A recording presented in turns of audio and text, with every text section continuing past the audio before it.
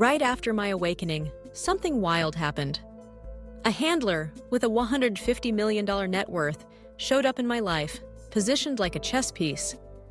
It was as if I was being strategically targeted, placed under the watch of someone whose entire existence revolved around wealth, control, and influence. Suddenly, my world was flooded with temptations. Private jets, luxury vacations, everything money could buy was paraded in front of me. The seduction of the high life was real, and it wasn't just about comfort. It was about golden handcuffs, meant to bind me to a system I didn't ask to be part of. But it quickly became clear, this wasn't a simple gift. It was a test. My soul, my integrity, my spiritual mission were being weighed against a mountain of material gain. The unspoken question was simple. Did my soul have a price? Would I trade my purpose for comfort?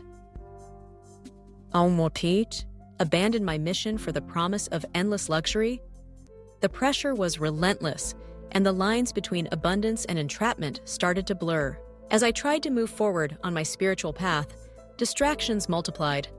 Golden opportunities popped up everywhere, but each one pulled me further from my true purpose, drowning out the subtle callings of my soul. It wasn't about prosperity. It was about interference, intentional blocks placed to obscure my divine path and muffle my inner guidance. The noise of wealth was deafening, making it harder and harder to hear what really mattered. But I refused to give in.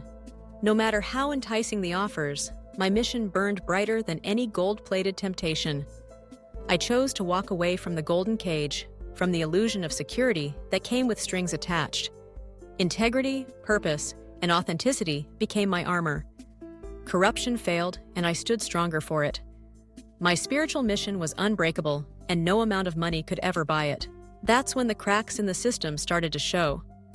The handler couldn't understand why I wouldn't play along. Everything was glitching, like a program written to ensnare me, suddenly hit a fatal error. The puppet strings tangled, the protocols failed, and the supposedly flawless system crashed. It was as if my resistance short-circuited the whole operation. And then came the big realization, not just about my own journey, but about the world. I saw people everywhere caught in a loop, running like hamsters in golden wheels, addicted to accumulation but starving spiritually. No matter how much they acquired, it only deepened the emptiness inside. Wealth addiction wasn't just a distraction, it was a slow, spiritual death, a hollowing out of the soul masked by surface abundance. But here's what changed everything. I stopped seeing wealth as the enemy and started using it as a tool. Money became a servant to my mission, not the master of my fate. Conscious abundance meant every dollar served a higher purpose, every resource fueled my calling. In the end, it wasn't about rejecting wealth. It was about mastering it, wielding it for good, and letting my mission lead the way. Now, I use every resource in service of my consciousness mission.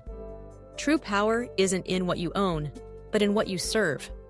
When you align wealth with your purpose, you become unstoppable, because prosperity, when used with intention, amplifies your impact and sets your soul free.